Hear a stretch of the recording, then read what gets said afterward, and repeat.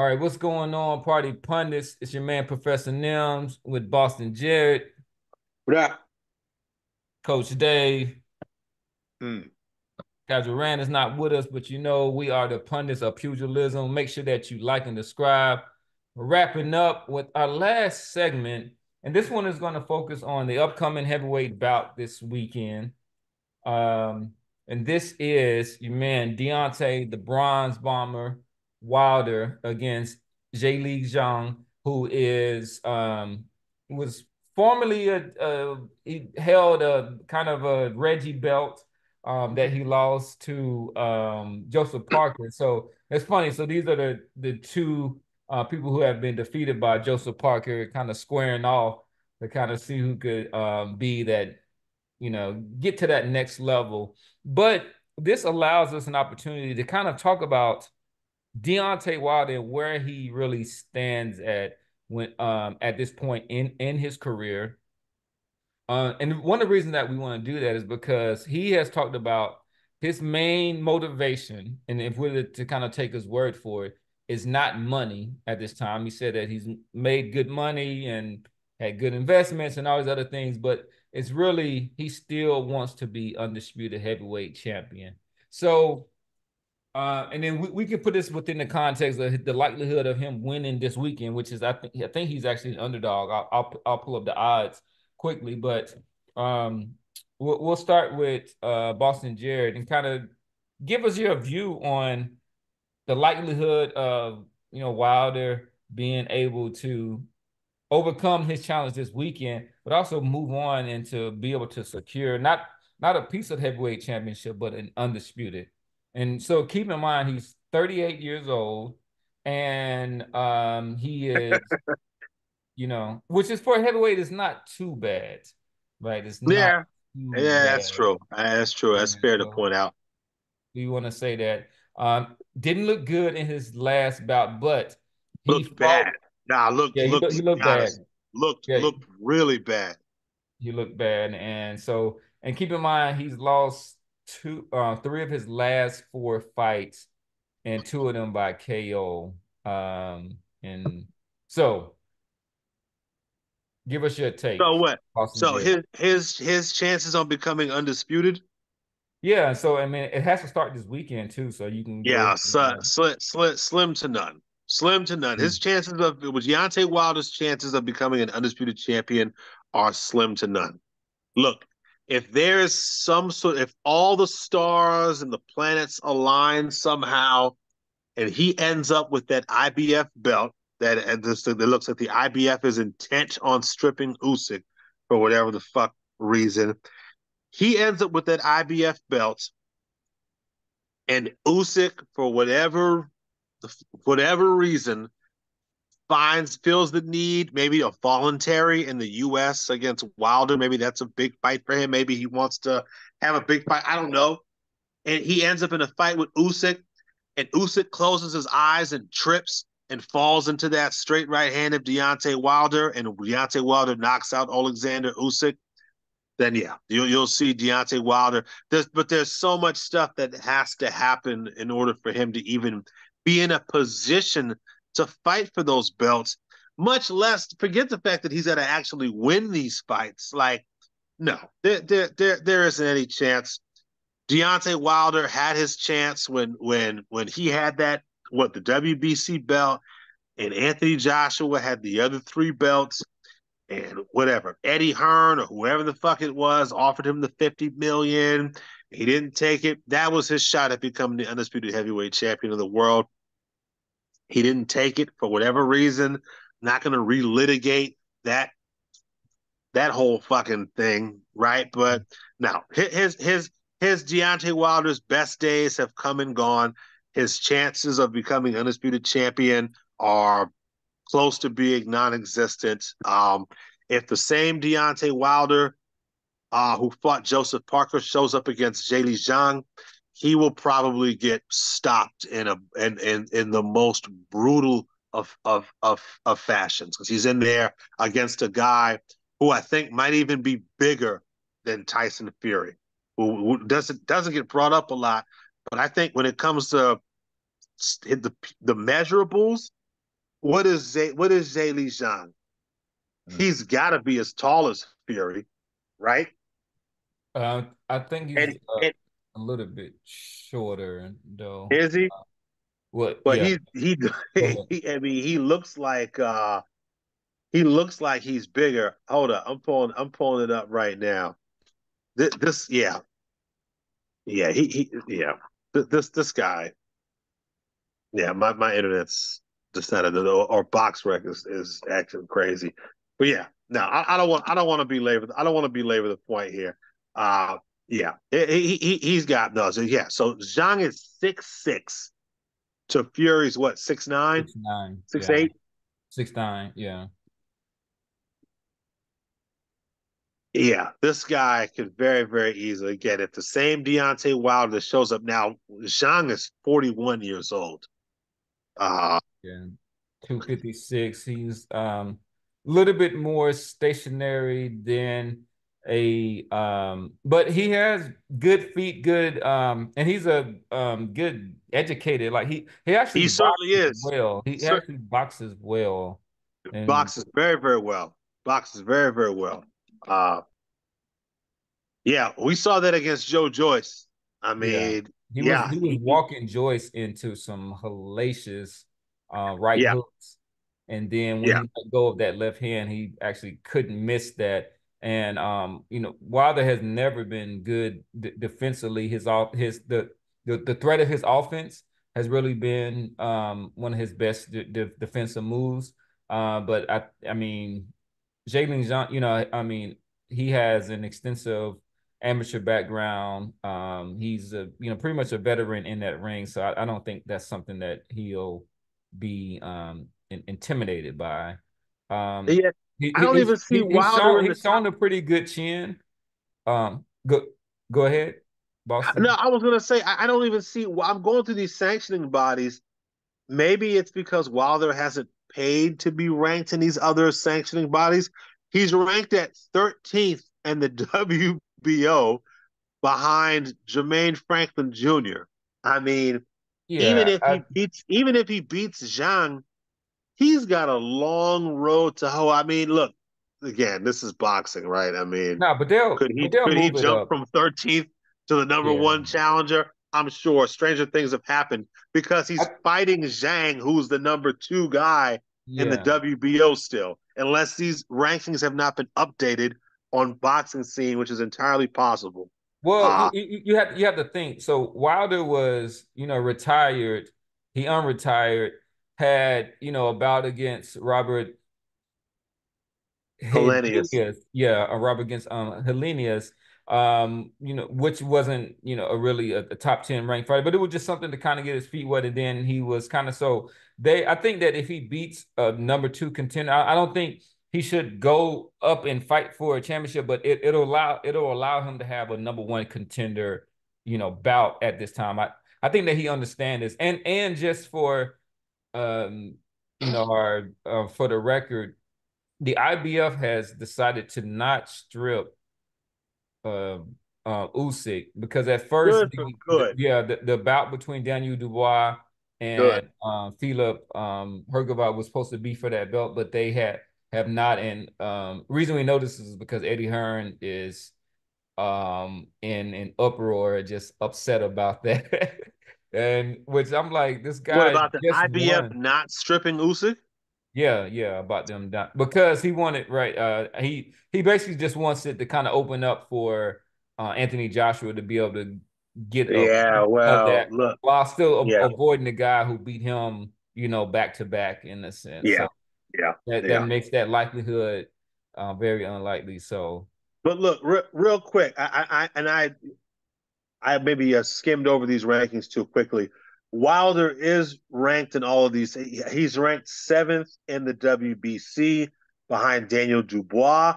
Which, if Daniel Dubois, who is fighting on this card, if I'm not mistaken, against Filip Hrgovic, is that correct? You got Hrgovic Dubois as on this card. well, they're fighting. I need to make sure that it's on this card. I'm almost certain that Dubois Hrgovic is on this card. So if Wilder beats Zhang and Dubois beats Hrgovic, I, what you might see is Wilder versus Dubois in the UK. Maybe, maybe unless he continues to fight on these Saudi cards, which is possible. But you'll probably see Wilder versus Dubois. Wilder is also ranked 10th in the WBA behind Egypt Caballel. Ajit Caballel, who continues to cause massive upsets in boxing. Maybe not massive, maybe that's too strong, but he beat Frank Sanchez last week, and I certainly did not think he was going to beat Frank Sanchez. Yeah, Wilder is. I think Sanchez Go was ahead. just he wasn't able to with these Cuban fighters. It depends on when they're able to escape Cuba. Some of them just do it a little bit too old, like Luis Ortiz, like So those Yeah, guys, yeah, if they would yeah, have yeah, came, they would have escaped about 5 years earlier. See, like somebody like David Morrell, he's perfect, in that yeah, sense. yeah, yeah. He got out of there. Him, Robesi, Andy Cruz. Yeah. Yes. But as far So as yeah, um so Wilder's not ranked in the IBF. Is not. I don't see him ranked in the IBF. And then I already said earlier that he's ranked 13th in the WBO behind Jermaine Franklin. Um, I would not pick Deontay Wilder to beat uh Caballel. I would probably pick him to beat Jermaine Franklin, and I would pick him to beat Daniel Dubois. Daniel Dubois to me is soft as baby shit. Right. So, Coach Dave, so give us your take on. So we know that and just for the record, Hergovich is fighting Dubois on that. So this is the 5 versus 5, the Matchroom versus Queensberry. So that's a part of this card. Of course, the Beterbiev versus Bivol was supposed to headline this, which was had to be rescheduled because of an injury to Beterbiev. But and getting back to our heavyweights, the main fight for this card that I think they're gonna draw people to it, those who are attracted, is Deontay Wilder against Jailin Zhang. And mainly it's to kind of see. I mean, there's some excitement about buzz about Jailin Zhang that was some of that luster was knocked off when he lost to Joseph Parker. But for the Americans and what we're looking at, we want to see this is Deontay Wilder still a viable brand to get behind at this point, and is he somebody that can go after the undisputed heavyweight championship? I think I'm a little bit. I think I'm a little bit in the middle. You know, a little bit on point with what Boston said. But to be honest with you, man, I think anytime you get a fighter that's talking about fighting for legacy, that can tend to motivate a fighter to really, really come in. And now he can't win this fight on points. He has to knock this dude out. He has to viciously knock out Zane, especially after that last performance that he put in. You guys have mentioned, 38 or 39, however old he is, not necessarily being too bad for heavyweight, but it's really bad, I think, for Wilder because this man got a lot of mileage on that body. And sad to say, Tyson Fury probably beat damn near 15 years onto his 38. So he's been through a lot, man. So but I'm telling you, man, a man that says he's trying to fight for legacy and this is something that he wants. It's something about a fighter, that when you say that, man, you just pull stuff from deep within your bowels, from your ancestral warriorhood. So you're trying to really. So I, I'm really seeing what's going on, man. And if he going there against Zhang like he did, his last fight, man, this Joker gonna get stomped. He's gonna get stomped. Zhang might look goofy and clubbish, but man, this dude, man, he will flatten Wilder if Wilder ain't focused. Now, with that said, hey, listen, I don't care. You're gonna always have to watch out for that right hand. You're gonna have to always watch out for that right hand. Period. That thing can knock anybody out, man. That thing can knock down trees, knock out an elephant, you know. So I ain't gonna give out my pick yet and stuff, man. I'll wait. But what I'm hoping is that he really know the depth of what he said when he says, "I want to be undisputed, man. I'm fighting for legacy right now." You know what I'm saying? Because that opens up a lot. That opens up a lot. And if he knocked this kid out, and if he does, whoever his next fight is against Dubois, whoever, if he knocked that person out, I think that opens things up significantly because, and even more so, what opens it up is that Tyson Fury lost. Nobody wanted to see another Fury Wilder fight, and you know, even if Fury had all the belts, because in our minds we think, man, Fury gonna bust your ass again. You know what I'm saying? And so the heavyweight division, man, you know, some people say it's tending to take shape. You know, I'll say historically it's taken some shape because yes, we have a quote identified undisputed champion after whatever. But you got to take a look at what's been going on in this heavyweight division. And to be honest with you, I still say, you know, nobody has risen to the surface yet to say, well, you are absolutely, this is what's dominating. I mean, you know, Anthony Joshua stops Ngannou. Ngannou gives Tyson Fury, you know, some damn problems. Joseph Parker, you know, comes down. This cat was knocked down twice by Zhang, whatever, you know, Zhang, but ends up winning, you know, majority decision. Damn, Parker beats Wilder, you know, so it's like. Well, no, Zhang didn't knock down Parker. No, Parker yes, he did. Yes, he did. I said Parker got knocked down by Zhang, didn't he? I thought Parker twice was knocked down by Zhang. I thought Zhang knocked that dude down. I know he dropped him at least once. It might have been twice, but he did drop him in the fight, boss. But those were the only rounds that he won, was the rounds that he was able to. Oh wow! Yeah, no. So he did drop him twice. Because one was with a straight left. He put him on his butt in the corner, and then one was a right hook where Parker was having some success, got a little bit happy, and then Jay Lee John caught him with a good right hook. And yeah, I apologize. I was wrong. Apologize. Yep, I see it right here on BoxRec. He was down. He knocked him down twice. I didn't realize this fight was that close. So I apologize. No, I was wrong. So my point is this: I'm giving all the props to Usyk as undisputed. So in terms of this heavyweight division taking shape, I see it taking shape historically as to where we have identified a heavyweight champion after 30 years. Awesome for the history.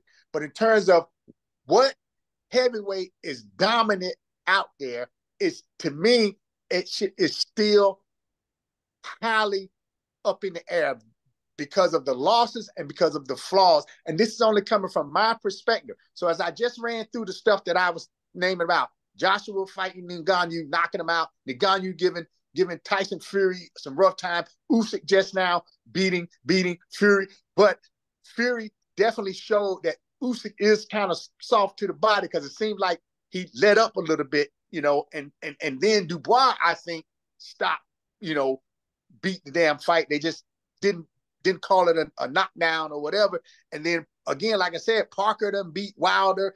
Man, it's just, nobody has risen yet that's just absolutely dominant, which to me still makes it even exciting. So I'm hoping that Wilder comes in really going after legacy, and we'll see. But the proof gonna be in the pudding.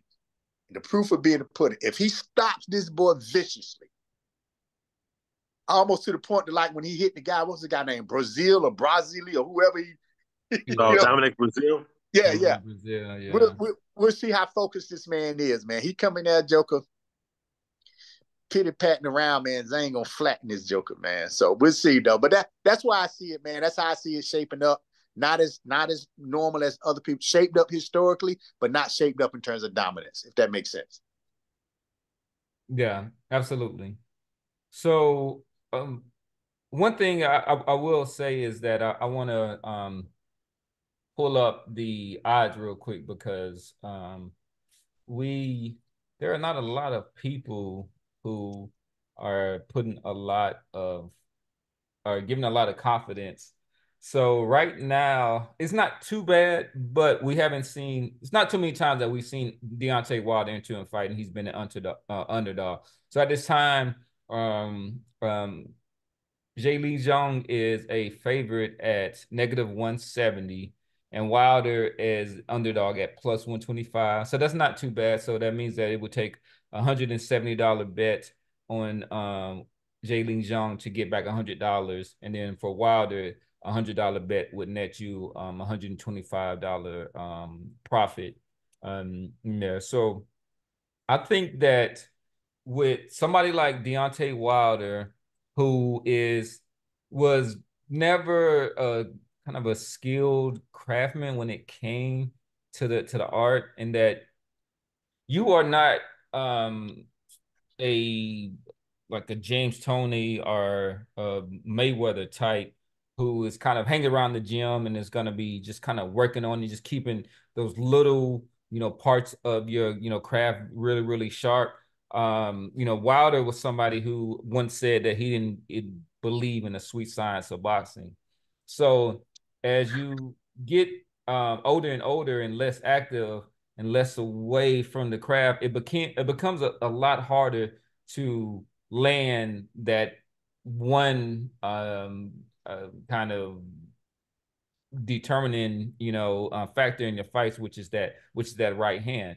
And then as it becomes a little bit easier to keep you off balance and keep you from being able to kind of cock and unload that weapon, it's going to be easier for particularly skilled fighters. Like, if we're talking about club fighters, he'll eventually get to them. But when you talk about skilled fighters, it's going to become harder and harder for you to land that punch in there. And then get somebody like a skilled veteran like Zhang, I think he's going to be turning him.